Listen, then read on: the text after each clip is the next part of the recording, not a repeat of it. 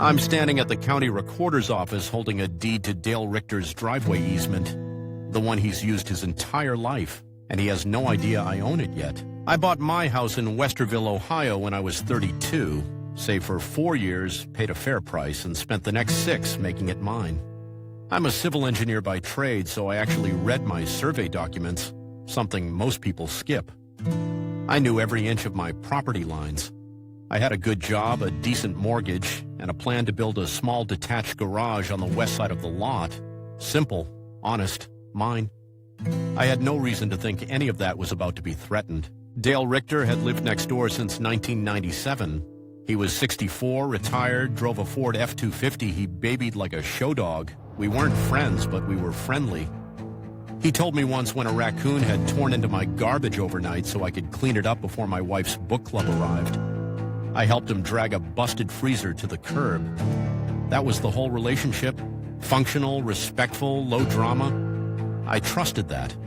In a neighborhood like ours, that kind of quiet reliability meant something. I never questioned it. The first letter from the city felt like a clerical error. My garage permit was under review due to a boundary complaint. I called the permit office. They were vague, almost apologetic, said it was routine. I waited 2 months. Nothing moved. I submitted a follow-up inquiry. Still nothing. That quiet certainty I always had about my own property started to feel a little less solid. Not panic.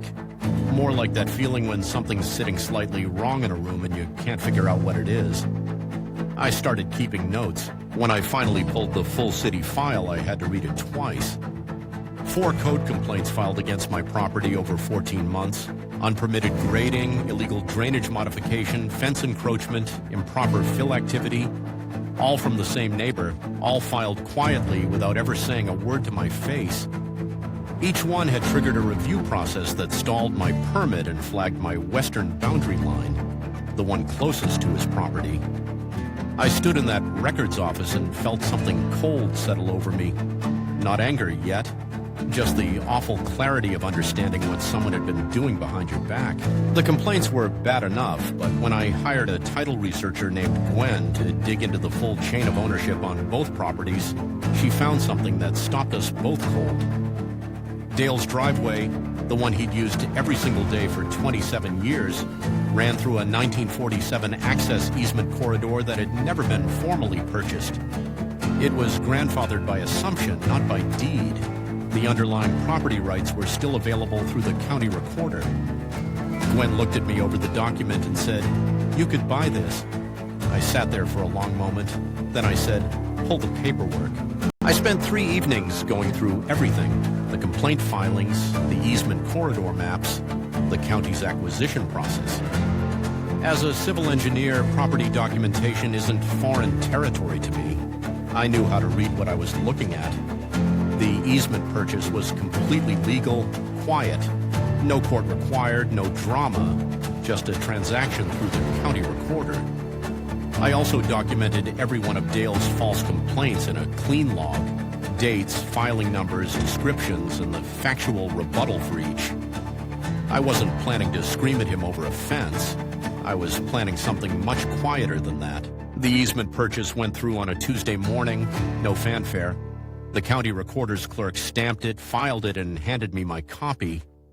I was now the legal rights holder to the access corridor Dale's driveway had sat on for 27 years. That afternoon, I had a real estate attorney prepare a formal notice of easement ownership and a revocable license agreement, meaning Dale could still use his driveway, but only because I allowed it in writing, and only for as long as I chose.